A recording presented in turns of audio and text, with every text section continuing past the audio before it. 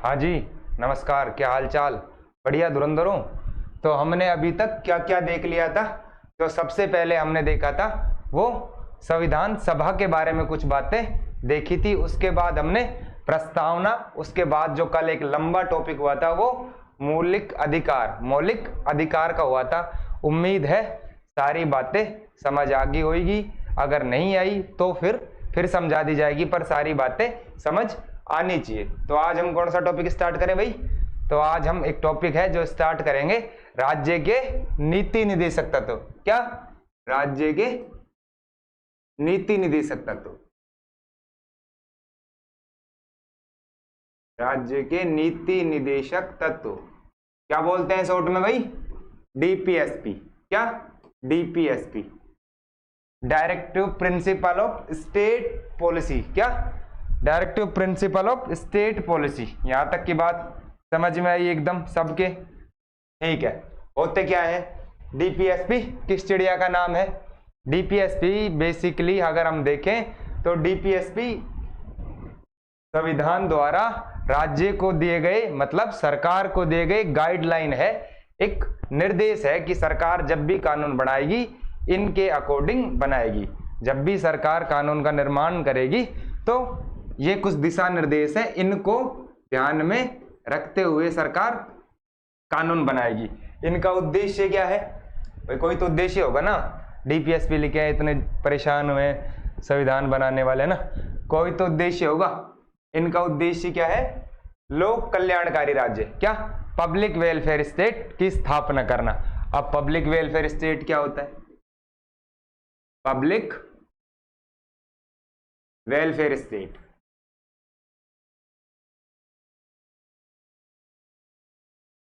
Public welfare state, लोक कल्याणकारी राज्य। लोक कल्याणकारी राज्य ये वो राज्य है जिसमें कि जो सभी वर्गों को समान रूप से महत्व दिया जाता है, विशेषकर जो पिछड़े वर्ग हैं उनके लिए सरकार कार्य करती है। जैसे कि भाई पिछड़े वर्ग हैं उनके लिए खाद राशन की व्यवस्था करना, पीडीएस चलती है अपने, आप सबको पता है। जो गांव से हैं, जो शहर से भी हैं, वो पीडीएस से राशन लेके आते हैं। ठीक है, पीडीएस व्यवस्था। दूसरा पेंशन, जो बुजुर्गों को पेंशन मिलती है वो भी।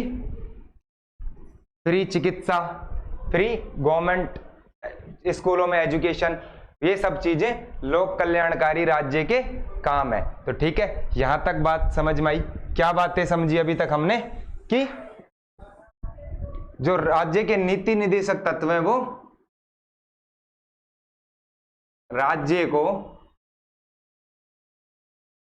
दिए गए सकारात्मक निर्देश हैं। क्या? सकारात्मक निर्देश। यहां तक की बात समझ में आ गई? ठीक है, यहां तक आपने देखा। अब नेक्स्ट चीज जो आपने क्या देखी, इनका उद्देश्य क्या है? अभी आपको समझाया था क्या है उद्देश्य। उद्देश्य है लोक कल्याणकारी राज्य। क्या? लोक कल्याणकारी, लोक कल्याणकारी राज्य मीन्स पब्लिक वेलफेयर स्टेट। ठीक है, यहां तक की बात क्लियर है? अभी आपको बताया कि लोक कल्याणकारी राज्य होता क्या है बेसिकली, वो बात आपने देख ली। ठीक है, नेक्स्ट देखते हैं। ठीक है, जो डीपीएसपी हैं, क्या? राज्य के नीति निदेशक तत्व। ठीक है, जो डीपीएसपी हैं वो संविधान के भाग 4 में है। कौन से भाग में? 4 में। और मौलिक अधिकार कौन से भाग में थे? कल बताया था आपको, भाग 3 में। तो कौन से भाग में है भाई? भाग 4 में। यहां तक बात समझ में आई कि डीपीएसपी संविधान के कौन से भाग में है? भाग 4 में। ठीक है, अनुच्छेद कितने से कितने तक है? अनुच्छेद कितने से कितने तक है? 36 से 51। 36 से 51 अनुच्छेद तक। ठीक है, यहां तक बात समझ में आई। 12 से 35 तक क्या है? मौलिक अधिकार। कल बात बताई थी, कल वाली चीजें भी याद रखनी है। पता लगे कल जो पढ़ा है अभी हो लिया साफ, नहीं, ऐसे नहीं करना। ठीक है, ठीक है शेरों, यहां तक की बात आ गई समझ में? ठीक है भाई, आ गई तो आगे चलते हैं। ठीक है, यहां तक की बात समझ में आई। और ये बात समझ में आई कि डीपीएसपी आखिर में है क्या। उसके बाद हम एक एक अनुच्छेद पढ़ना करते हैं स्टार्ट। अनुच्छेद 36 देखते हैं कि अनुच्छेद 36 में क्या क्या बातें हैं। अनुच्छेद 36 की बातें देखते हैं हम।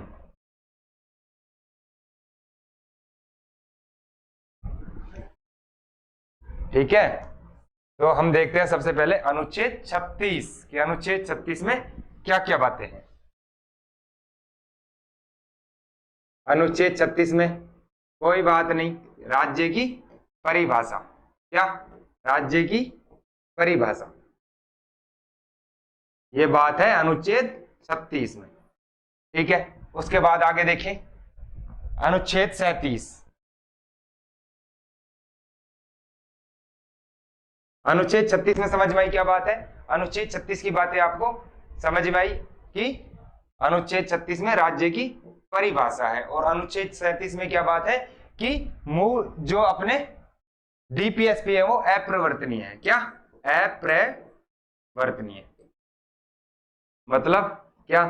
जो जो आगे मैं बातें बताऊंगा वो सब अप्रवर्तनीय, मतलब कि अगर इनका उल्लंघन होता है सरकार इन्हें, ये सरकार के निर्देश है, बाध्यता नहीं है कि अगर ये लागू नहीं होते हैं तो हम उठ के ऐसे नहीं मुंह उठा के चले गए कोर्ट, इनमें आप कोर्ट नहीं जा सकते, जबकि फंडामेंटल राइट्स प्रवर्तनीय है। ठीक है, उनके लिए अगर उनका उल्लंघन होता है तो आप कोर्ट का दरवाजा खटखटा सकते हैं। ठीक है, यहां तक की बात समझ में आई। उसके बाद हम देखते हैं अनुच्छेद 38। क्या? अनुच्छेद 38 की बातें देखते हैं। अनुच्छेद 38 में दो बातें हैं। कितनी बातें? दो बातें हैं अनुच्छेद 38 में। एक तो 38(1). 38(1) में क्या? न्याय की स्थापना, न्याय की स्थापना, कि सबको जस्टिस मिले, कि सबको जस्टिस मिले। कैसा जस्टिस? सामाजिक आर्थिक राजनीतिक न्याय। कैसा? सामाजिक आर्थिक राजनीतिक न्याय। सामाजिक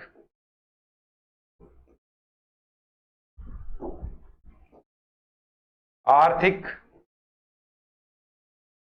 और राजनीतिक,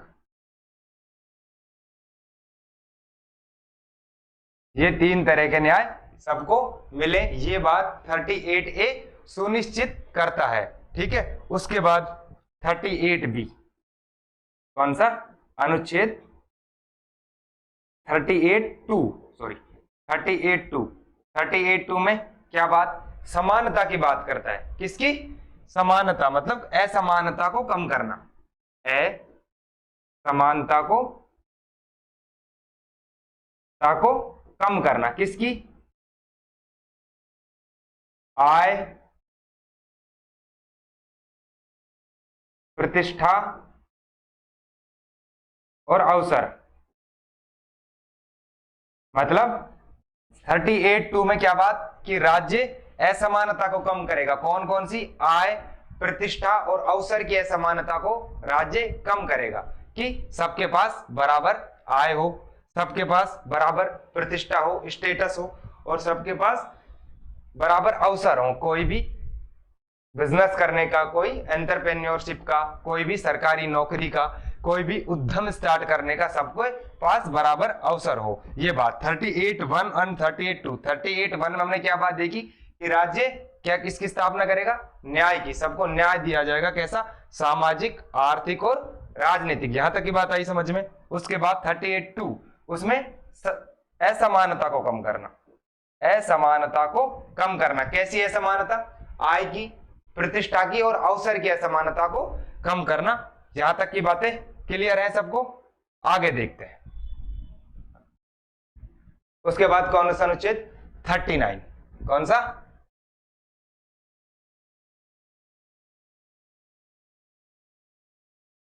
अनुच्छेद 39। उसमें कुछ बातें हैं आपको एक एक क्रम वाइज याद रखनी है। ठीक है, 39A में क्या बात है?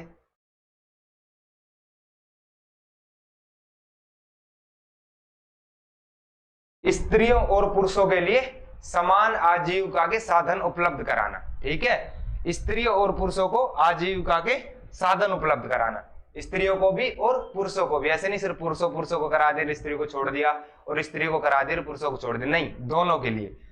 लिख लें इस बात को, स्त्रियों और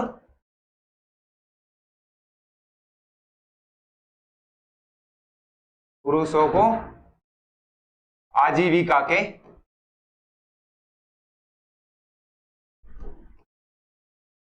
साधन उपलब्ध कराना।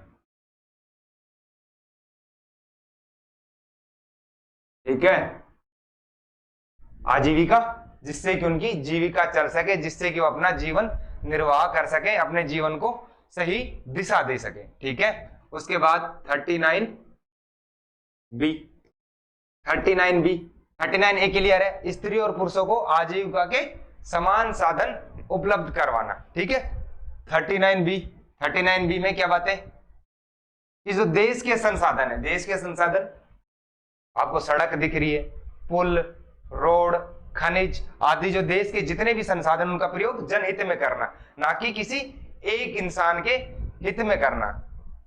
मतलब किसी एक इंसान, देश के जो संसाधन है उस पर किसी एक व्यक्ति का अधिकार नहीं। ऐसे नहीं, मैं नहीं कहूंगी मेरा ही अधिकार है संसाधन में, नहीं, कोई भी ऐसे नहीं बोल सकता कि भाई मेरा ही अधिकार है सारे संसाधन ना। देश के जो संसाधन उनका उपयोग कैसे होगा, जनहित में होगा। ठीक है, लिख लेते हैं इस बात को, देश के संसाधनों का जनहित में प्रयोग। कैसे प्रयोग, जनहित में। यहां तक की बात समझ भाई, सबको क्लियर है यहां तक की एक एक बातें। 39A में स्त्री और पुरुषों के लिए आजीविका के समान साधन उपलब्ध करवाना, 39B में देश के संसाधनों को जनहित में उपयोग करना। ठीक है, ये बातें क्लियर। उसके बाद देखते हैं हम 39C, आर्थिक शक्ति का विकेंद्रीकरण। समझते हैं आर्थिक शक्ति का विकेंद्रीकरण कैसे, कि जो देश का धन है, देश का पैसा है, किसी एक ही आदमी या कुछ चंद लोगों के पास इकट्ठा ना हो जाए। ऐसे नहीं सारी संपत्ति मेरे पास है, बाकी सब घूम रहे हैं फ्री, ऐसा नहीं, कि देश के जो संसाधन है वो एक आदमी के पास इकट्ठा ना हो, उनका समान रूप से वितरण हो सके। अब आप बोलोगे सर समान रूप से वितरण तो है ही नहीं, अंबानी के पास तो बहुत पैसा है, हमारे पास तो है ही नहीं। ये पहले ही आपको क्लियर कर दी थी बात, ये एक निर्देश है, राज्य धीरे धीरे इन चीजों को लागू करेगा, है ना। आज आप कल कोई फांसी दे दो कि भाई लागू करो, ऐसा नहीं है, राज्य धीरे धीरे इन चीजों को लागू करेगा। आर्थिक शक्ति का विकेंद्रीकरण, क्या, आर्थिक शक्ति का विकेंद्रीकरण, आर्थिक शक्ति का विकेंद्रीकरण।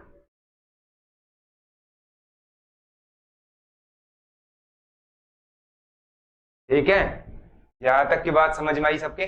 ठीक है, उसके बाद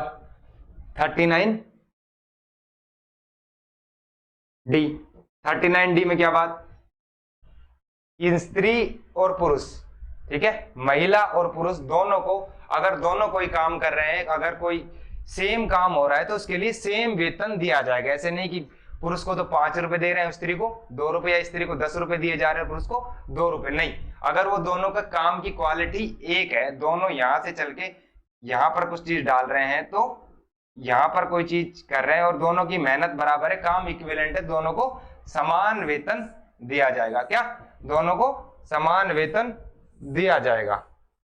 तो क्या बात डी में, समान कार्य के लिए समान वेतन, क्या, समान कार्य के लिए समान वेतन।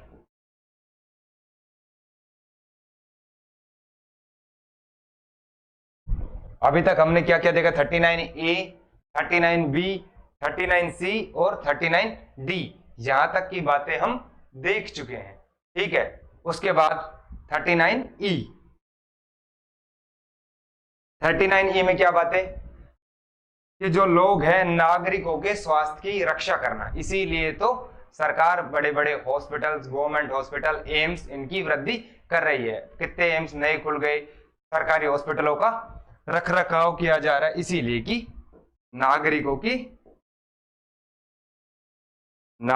के स्वास्थ्य की रक्षा करना। क्या? नागरिकों के स्वास्थ्य की रक्षा करना। आई बात समझ में? यहां तक ठीक है? यहां तक की बातें क्लियर हैं सबको? ठीक है। अब 39 F। आपने कल अनुच्छेद देखा था, कौन सा? 24। क्या बात करता है 24? कमेंट सेक्शन में बताएंगे। पहले 24 क्या बात करता है, कल इतने अच्छे से पढ़ाया था, तो इससे रिलेटेड ये थोड़ा दिमाग का इस्तेमाल कर लेना, दिमाग की सीमाओं को थोड़ा खोलना। ठीक है? 39 F क्या बात करता है? बचपन और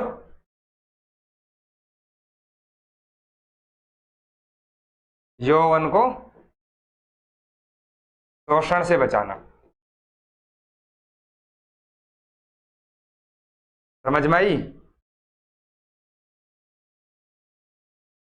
1 2 3 4 5 6 अनुच्छेद 39 में हमने 1 2 3 4 5 6 बातें देखी। क्या क्या 6 बातें देखी?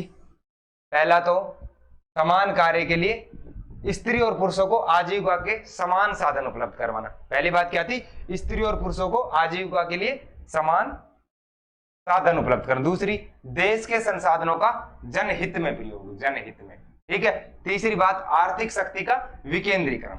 आर्थिक शक्ति का विकेंद्रीकरण, विकेंद्रीकरण मतलब समान रूप से बांटना, फैलाना। ठीक है?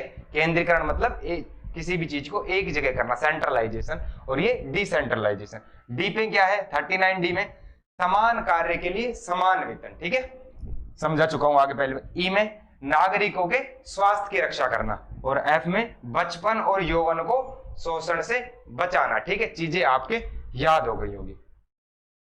आगे कौन सा अनुच्छेद? 39 ए। कौन सा अनुच्छेद? 39 ए। 39 ए क्या बात करता है? समान न्याय और निःशुल्क कानूनी सहायता।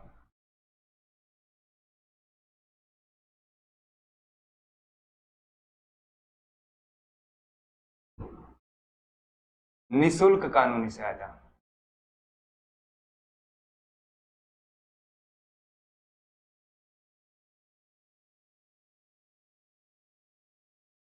क्या समझे बात? Equal justice, free legal assistance. ठीक है? कि समान न्याय और निःशुल्क कानूनी सहायता, कि सभी को समान न्याय मिले, चाहे वो गरीब हो, चाहे वो अमीर हो, कोई भी हो, सबको बराबर न्याय मिले। और अगर कोई महंगी न्याय व्यवस्था अफोर्ड नहीं कर सकता तो उसे फ्री में कानूनी सहायता मिले। उसके लिए हमारे केंद्र लेवल पर नलसा, स्टेट लेवल पर सालसा और डिस्ट्रिक्ट लेवल पर डालसा कार्यरत हैं। यहां तक की बात समझ आई? ठीक, आगे तो बहुत अच्छी बात है। उसके बाद क्या? कौन सा अनुच्छेद? अनुच्छेद 40 की हम बात करेंगे। ठीक है? 40 क्या बात करता है? अनुच्छेद 40 क्या बात करता है? अनुच्छेद 40 बात करता है ग्राम पंचायतों का गठन। क्या? ग्राम पंचायतों का गठन एवं सशक्तिकरण।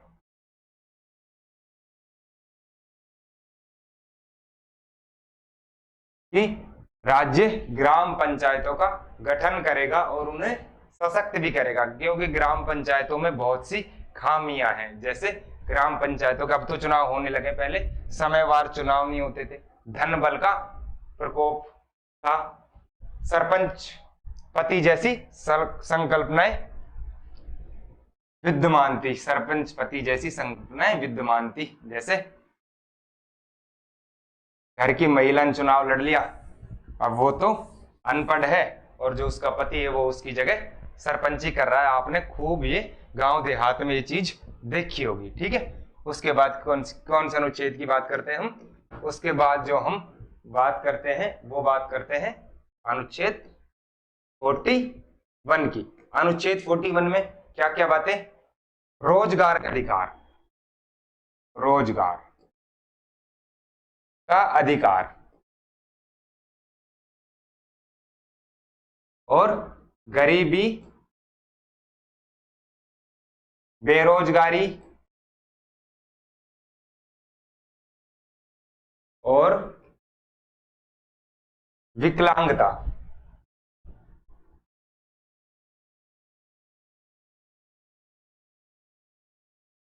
विकलांगता की स्थिति में सहायता प्रदान करना।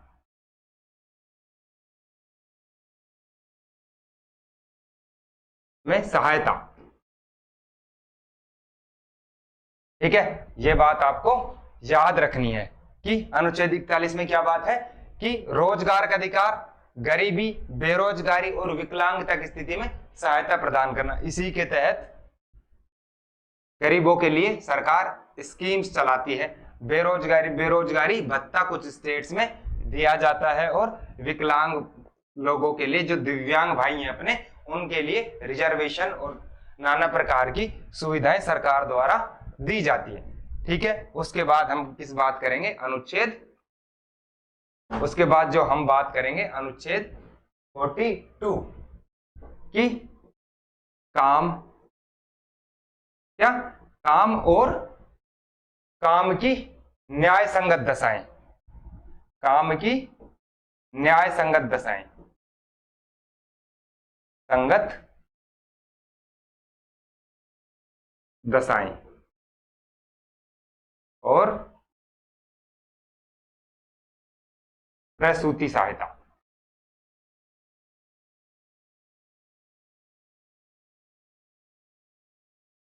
काम की न्याय संगत दशा दी जाए, क्या?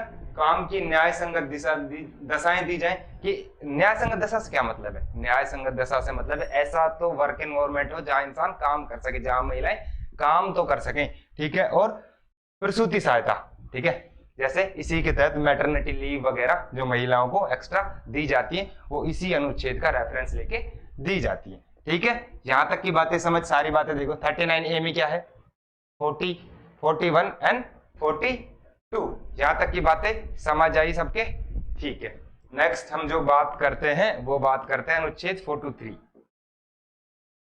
अनुच्छेद 43 की हम बात करते हैं। क्या बात करते हैं? ये मजदूरों से संबंधित है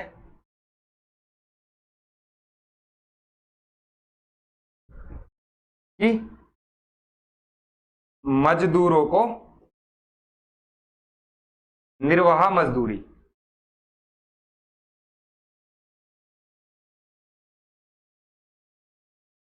और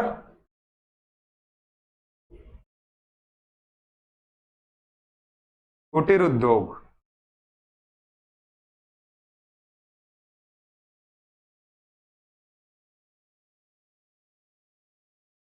कि मजदूरों को इतनी तो मिनिमम वेजेस दी जाए कि उनका जो गुजारा है, उनका जो आजीविका है, वो ठीक तरीके से चल सके, ठीक है। और दूसरा, कुटीर उद्योगों का विकास। क्या? कुटीर उद्योगों का विकास। जब कुटीर उद्योगों का विकास होगा तो हर आदमी को एम्प्लॉयमेंट मिलेगा, क्योंकि बड़े जो उद्योग हैं उनमें मशीनीकरण हो चुका है, तो कुछ बहुत सी चीजें डिजिटल हो गई। तो कुटीर अगर उद्योग होंगे तो हर आदमी को काम मिलने की जो संभावना है वो अत्यधिक रूप से बढ़ जाएगी, ठीक है। फिर उसके बाद अनुच्छेद 42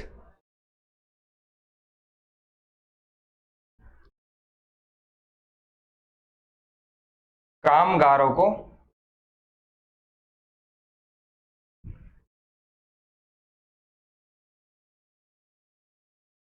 उद्योग के प्रबंधन में भागीदार बनाना, भागीदारी ऐसे लिख लो, ठीक है। यहां तक की बातें समझ में आई क्या? सबसे पहले देखो 42, 43 और 43A, ठीक है। 42 काम की दशा दो और प्रसूति सहायता, ठीक है। 43 जब काम दे दिया तो मजदूरी दो, काम की तो मजदूरी होगी, काम की निर्वाह मजदूरी दो और कुटीर उद्योगों का विकास करो, ठीक है। उसके बाद 43A मजदूरी भी दे दी। अब जो मजदूर है उनका संगठन बनेगा, तो उनको कामगारों को उद्योग के प्रबंधन में भी कुछ भागीदारी आप दो। ये बातें आपको याद रखनी है। नेक्स्ट हम जो देखते हैं वो देखते हैं 43 क्या 43B। 43B में क्या बात है? 43 में जो बात है वो ये है कि राज्य सहकारी समितियों की उन्नति करेगा। क्या? सहकारी समितियों की उन्नति करेगा। ठीक है, 43A तक सब बातें आपको क्लियर है।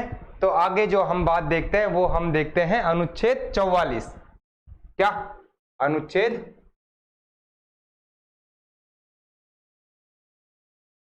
समान नागरिक संहिता, चर्चित मुद्दा है आजकल करंट का। समान नागरिक संहिता, राज्य सभी नागरिकों को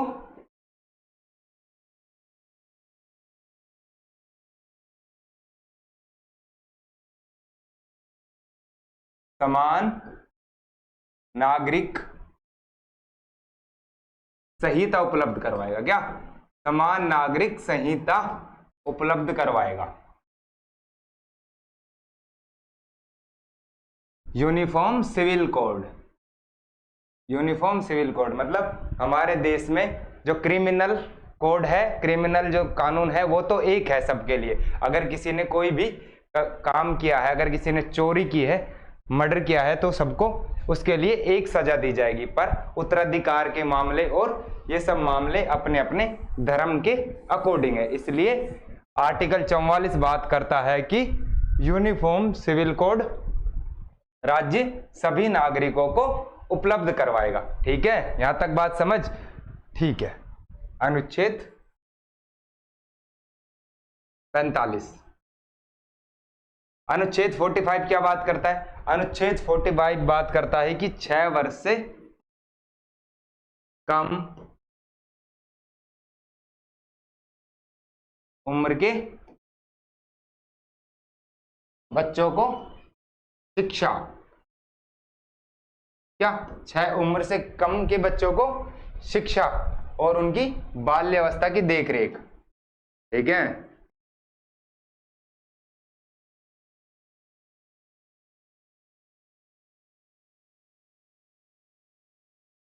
बाल्यावस्था की देखरेख। अब तो ना आज के जमाने में तो अभी जो जनरेशन है उसमें तो बाल्यावस्था की, बालकों की देखरेख बढ़िया हो रही है। और हमारे टाइम में तो पूरी देखरेख होती थी बच्चों की, है ना। खाना नहीं खाए तो 2 थप्पड़, रोटी नहीं खाई तो 4 थप्पड़, स्कूल नहीं गए तो 6 थप्पड़, और फुल मतलब जो कहते हैं तबीयत तर चलती थी, मामला एकदम पूरी धुंड उड़ा के रखते थे घर वाले। ऐसे नहीं कि भाई स्कूल नहीं, आजकल तो स्कूल नहीं गए तो क्या हुआ, कि स्कूल में कोई दिक्कत है क्या, ना हम चले, ये सारी बातें। हमारे टाइम ऐसा नहीं था। हमारे टाइम तो घर वालों का मूड खराब होती धो देते थे, एकदम सोबड़ भर देते थे बढ़िया वाड़ी, और फिर उसके बाद पूछते भी नहीं थे कि क्यों मुंह फुला रखा है। जब भूख लगती थी तो अपने आप खा लिया जाता था, वरना आराम से शांति तो थी। चलो ठीक है, आगे देखते हैं। अनुच्छेद 46। अनुच्छेद 46 में क्या बात है? एससी और एसटी। क्या? एससी और एसटी और अन्य दुर्बल वर्ग। एससी, एसटी और अन्य दुर्बल वर्ग, अदर वीकर सेक्शन, वर्गों के शैक्षिक एवं आर्थिक हितों को संरक्षित करना।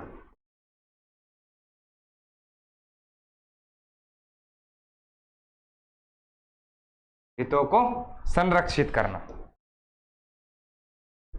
क्या? एससी, एसटी और अन्य दुर्बल वर्गों के शैक्षिक एवं आर्थिक हितों को संरक्षित करना। यहां तक की बातें हमने देख ली। ठीक है, उसके बाद नेक्स्ट स्लाइड लेते हैं।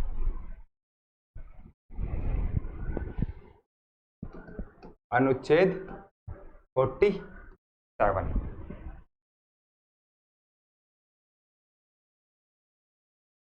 अनुच्छेद 47 में क्या है कि लोक स्वास्थ्य में सुधार करना, पोषक आहार देना और मादक पदार्थों की बिक्री पर रोक लगाना, है ना। लोक स्वास्थ्य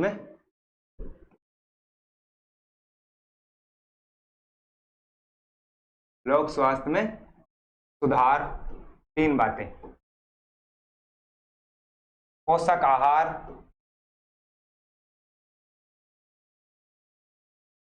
और मादक पदार्थों की बिक्री पर रोक लगाना।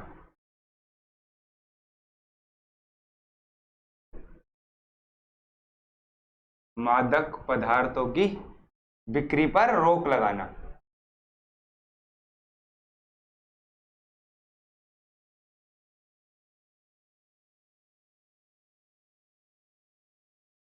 ठीक है, क्या लोक स्वास्थ्य में सुधार, पोषक आहार और मादक पदार्थों की बिक्री पर रोक लगाना। ठीक है, ये बड़ा मुश्किल है ना, सरकार तो खुद इतना टैक्स ले रही है शराब पे, कैसे लगा पाएगी मादक पदार्थों की बिक्री पर रोक। किसी गांव में ना कोई बारात जाती, बारात को आप देखा करो, कभी कहीं जाओगे बारात को छोड़ दो एक बार, है ना, गांव में 15 मिनट के बाद सारे ना ठेके पे मिलेंगे जो शराबी हैं। पता नहीं कैसे क्या खुशबू आती है, मेरे समझ नहीं है आज तक बात, क्या तो खुशबू आ जाती है, क्या ही प्रोग्राम है, सारे ठेके अपना आप ढूंढ लेते हैं ना। और वैसे उनको बोल देना कोई घर ढूंढना है, टेंट नहीं ढूंढा जा रहा है उनसे फिर कायदे से, पर ठेके सारे ढूंढ लेंगे ना। तो इस प्रकार की बातें हैं। पर मदिरा सेवन और किसी भी प्रकार का नशा शरीर के लिए हानिकारक है। ठीक है, आगे की बात हम करते हैं। कौन सा 47 अनुच्छेद आपके क्लियर है एकदम? ठीक है, 40 अनुच्छेद 40, कौन सा अनुच्छेद 48,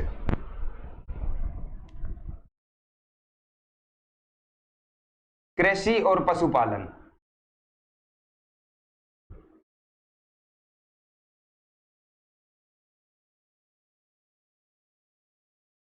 क्या? कृषि और पशुपालन को बढ़ावा देना। ठीक है, कृषि और पशुपालन को बढ़ावा देना, कृषि और पशुपालन को बढ़ावा, वैज्ञानिक तकनीकों का उपयोग करना और गोवंश निषेध। क्या? गोवंश निषेध। यहां तक की बातें क्लियर है सबके? ठीक है, और उसके बाद हम देखते हैं अनुच्छेद क्या? वन और वन्य जीवों का संरक्षण। क्या?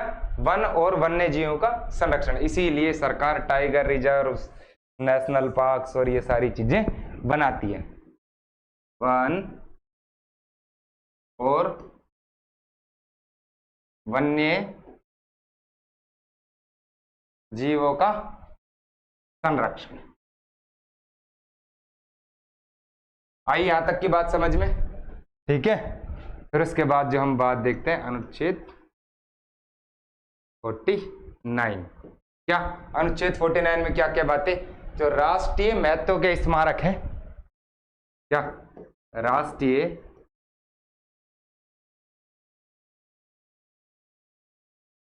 महत्व के स्मारक, उनकी देखभाल सुनिश्चित करना, उनका संरक्षण करना। क्या है अनुच्छेद 49 में? का संरक्षण। ठीक है, यहां तक की बात समझ में आई? के बाद हम देखते हैं अनुच्छेद 50। क्या? अनुच्छेद 50 की कार्यपालिका को न्यायपालिका से अलग करना। एक, कार्यपालिका को न्यायपालिका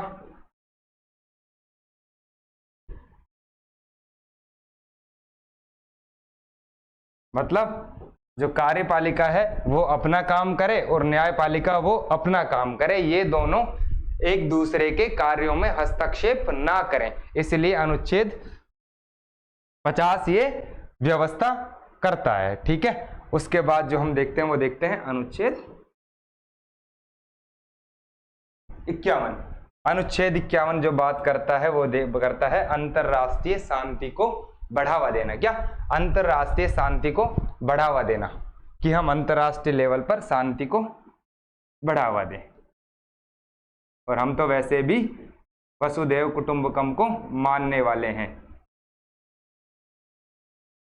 हम पहले से किसी के साथ अशांति नहीं चाहते। अंतरराष्ट्रीय शांति को बढ़ावा देना, ठीक है।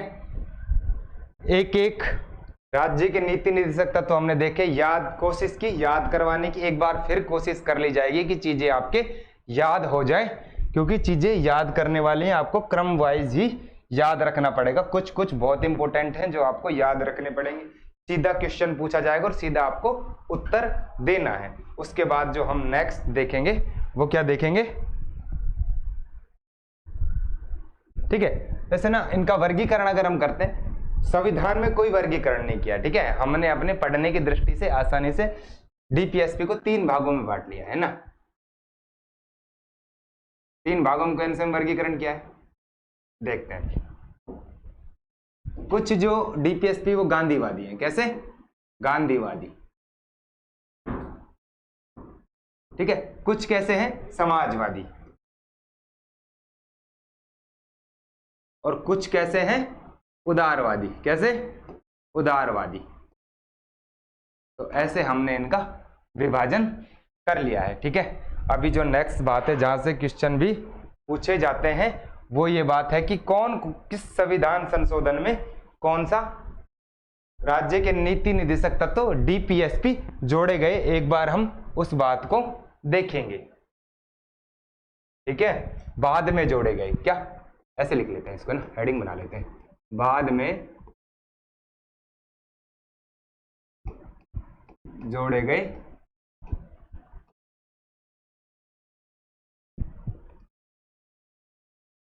ठीक है। 3 ही संविधान संशोधन है जिनके द्वारा डीपीएसपी में संशोधन किया गया। 42वां, 44वां और 97वां। कौन सा? पहले तो 3 चीज याद रखो सीधी सीधी, है ना। 3 के अलावा कोई ऑप्शन मिले पहले बढ़ते गलत करना है, ठीक है। कौन सा? 42वां, ठीक है, 44वां और 57। तो 3 का अगर अलावा कोई चौथा ऑप्शन आए तो वो तुमने पहले काट देना है। समझते हो ना तुक्का लगाने की टैक्टिस? तो उससे भी थोड़ा दिमाग लगाना है ना, कि एलिमिनेटिंग मेथड, कि क्वेश्चन को ऑप्शंस को काट के थोड़ा दिमाग का थोड़ी चतुराई यूज करके क्वेश्चन किस प्रकार किया जाता है ना, वो भी बहुत जरूरी काम आती है एग्जाम में ना। पढ़ा हुआ तो काम आता ही है, पर उसके अलावा जो आपकी जो चतुर बुद्धि है, बारीक बुद्धि है, वो भी काम में आती है, ठीक है। पहले यहीं से देख लेते हैं। 97वें संविधान संशोधन में कौन सा डीपीएसपी जोड़ा गया? 43B। कौन सा? 43B। क्लियर है? उसके बाद 44वें संविधान संशोधन में कौन सा जोड़ा गया? 38(2). कौन सा? 38(2).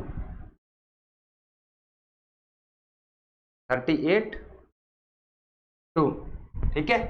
और बाकी जो बच गए 42 में कौन से जोड़ गए? 39A। कौन सा? 39A। 43B वहां 43A, ठीक है। 43A और 48 कौन सा? 48A और 38।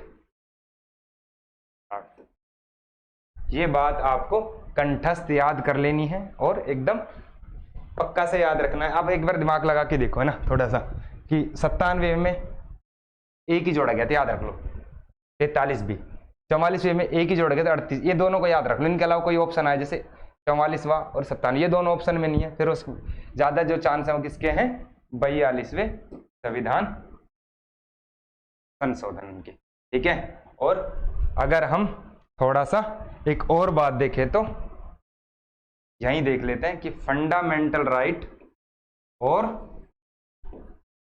क्या, फंडामेंटल राइट और डीपीएसपी एक दूसरे के पूरक हैं। नोट डाल लो आप। कोई भी इनमें छोटा या बड़ा नहीं है, ये बात आप याद रखेंगे, ठीक है, कहीं फैक्ट के रूप में पूछ लिया जाए। संशोधन आपके याद हुआ। अभी एक बार हम क्विक देखते हैं कि हमने अभी तक क्या क्या पढ़ा, और बात को ध्यान से सुनना, चीजों को याद करने की कोशिश करते हैं ना एक बार अपने।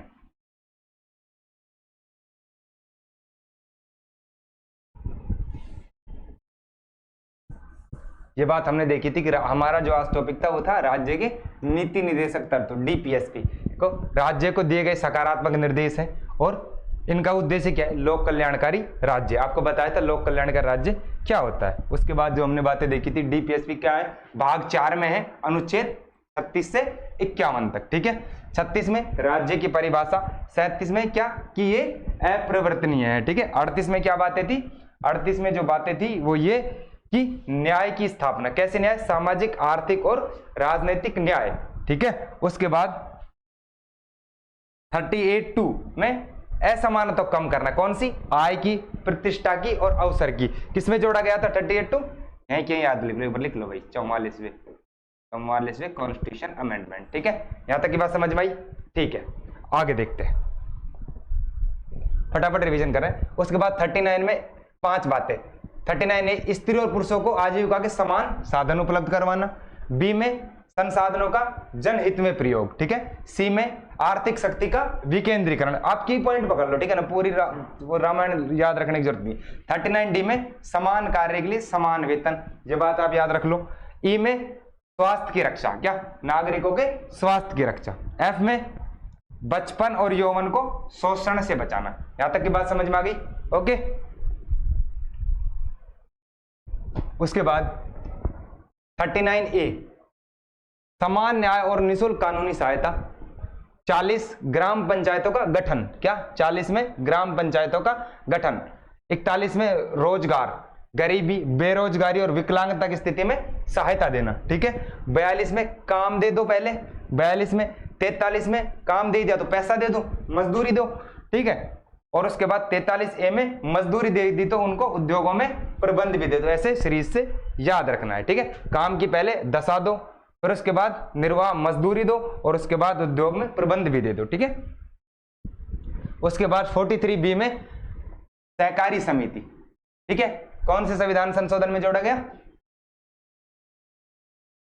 97वें कॉन्स्टिट्यूशन अमेंडमेंट में, ठीक है, यहां तक। उसके बाद 44 में समान नागरिक संहिता, ठीक है, यूनिफॉर्म सिविल कोड। उसके बाद 45 में 6 वर्ष से कम उम्र के बच्चों की बाल्यावस्था की देखरेख करना और शिक्षा का प्रबंध करना। उसके बाद 46 में SC ST और अदर वीकर सेक्शन के शैक्षिक और आर्थिक हितों का को संरक्षित करना, एकदम याद हो जानी चाहिए। 46 में क्या है, SC ST और अन्य दुर्बल वर्गों के शैक्षिक और आर्थिक हितों का संरक्षण करना। उसके बाद 47 में लोक स्वास्थ्य में सुधार करना और मादक पदार्थों के नशे वाली चीज है उन पे रोक लगा दो, ठीक है। उसके बाद 48 में क्या है, कृषि और पशुपालन को बढ़ावा देना और गौवंश को निषेध करना, ठीक है। 48A में वन और वन्य जीवों का संरक्षण, ठीक है। पहले नशा रोको, फिर जो नशा रुक गए वो लोग ताकतवर हो जाएंगे, फिर उनसे कृषि करवाओ, कृषि के बाद वन आदि पर ध्यान दो, ऐसा कुछ बना लेना, याद होनी चाहिए पर सारी बात है ना। 49 में क्या है, राष्ट्रीय महत्व के स्मारकों का संरक्षण, ठीक है, जो राष्ट्रीय महत्व के स्मारक है उनका संरक्षण करना। 50 में, 50 बीच में आता है, के आधा आधा, तो आधा आधा कर दो, कार्यपालिका और न्यायपालिका को अलग अलग, ठीक है। और 51 में अंतरराष्ट्रीय शांति को बढ़ावा देना, लास्ट में हम कर लेंगे, देख कैसे। 50 पे कार्यपालिका और न्यायपालिका को अलग, 50 बीच में आता है, 2 भागों में बांट दिया, ठीक है। 51, ठीक है, 51 रुपए का तिलक, मतलब शांति के लिए, है ना। और लास्ट में वैसे हम शांति की बात करते हैं, अंतरराष्ट्रीय शांति को बढ़ावा देना। यहां तक बातें याद होगी, ठीक है। अब जो थोड़े से इंपोर्टेंट है एक बार वो देख लेते हैं। 44 आप याद रखना एकदम, है ना, 46 आप एकदम याद रखना, 40 याद रखना आप एकदम, है ना। और ये वाले भी थोड़े इंपोर्टेंट हैं। बाकी जो हमने 3 हमने भाग बताए थे कौन कौन से, डीपीएसपी के 3 पार्टों में हम पढ़ सकते हैं कि कुछ तो गांधीवादी हैं, कुछ समाजवादी हैं और कुछ उदारवादी हैं, ठीक है। उसके बाद जो हम आपके एग्जाम के अनुसार बता दिया गया है सारा, उससे भी अधिक ही बताया। अगर आप इस सारी बातों को ध्यान रखेंगे तो क्वेश्चन बाहर नहीं जाएगा, ये मेरी गारंटी है, ठीक है। और जीके के लिए आपको कंटिन्यू आपकी थ्रोन एजुकेशन पर क्लासेस हो रही हैं, कहीं जाने की आपको जरूरत नहीं है। आपका जीके का डर एकदम भगा दिया जाएगा। सारी बातें आपको बस बात यह है, कहे अनुसार सारी बातें याद रखनी है, ठीक है। और कहे अनुसार पढ़ना है, मेहनत करनी है, ठीक है। बाद में कौन कौन जुड़ गए, 97 में सीधा याद रख लो आप, एक 3 ही बार हुए, एक तो 42वां, 44वां और 97वां, ठीक है।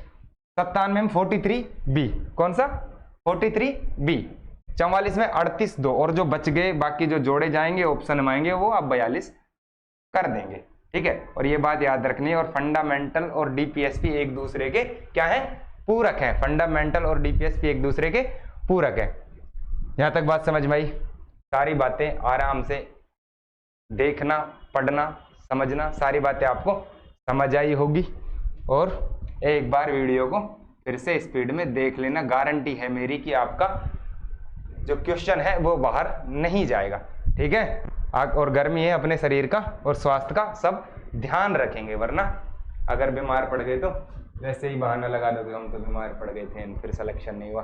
तो इसलिए अपनी शरीर का ध्यान रखना है और अन्यथा चीज है इनसे सबसे दूर रहना है। थोड़ा समय अपने लक्ष्य के लिए दे देना है, अपने लक्ष्य के प्रति समर्पित हो जाना। थोड़े दिन के लिए व्हाट्सएप, इंस्टाग्राम, फेसबुक घूमना इधर उधर, सारी बातें आप छोड़ दो और अपने लक्ष्य के प्रति समर्पित हो जाओ, ठीक है।